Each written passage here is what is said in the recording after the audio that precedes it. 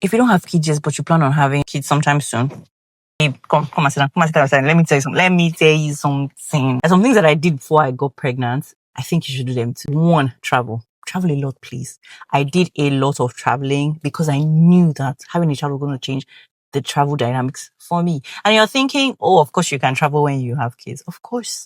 It's just it's not as easy. You can't be as spontaneous. You can't wake up and go at 4 a.m. to line up to go and see the Eiffel Tower lights. You cannot decide, oh, I'm going to go hiking today. Where are you going to put your baby? You're hiking to where?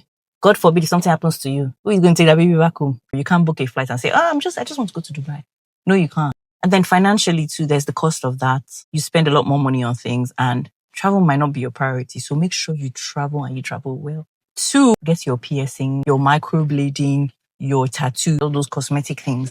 Do them now before the baby comes. Usually for piercings, they take a long time to heal. They can be stubborn. Sometimes they get infected and you will need antibiotics. You can't take most antibiotics when you're pregnant and even when you're breastfeeding.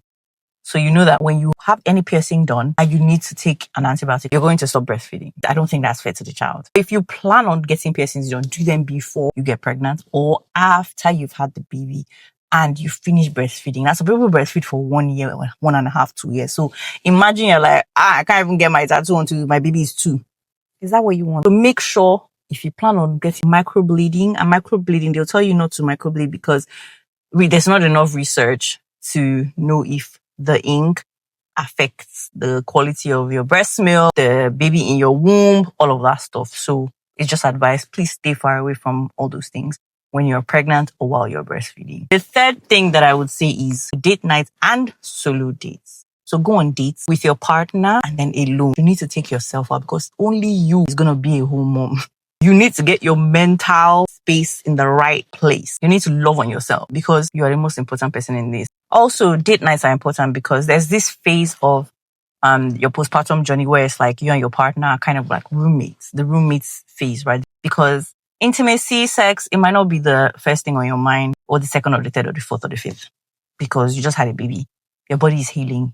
Mentally, you're healing. You're trying to get yourself to the point of I am now a mom. Things are changing fast and you need to get with the program. So you need to make sure you pour into each other's cups before the baby comes, before you get pregnant. You need to make sure you're on the same page. You both know that, hey, this might happen and this does not mean I love you less, does not mean I care about you less, does not mean I find you less attractive. It's just the time and the season has changed. And when things correct itself, like when there's time, when we've settled into things, we'll go right back to where we were. And if you guys are on the same page, it's not going to hurt or damage your relationship because you know that in the long term, it's just a matter of time. It's a small blip in your journey, right?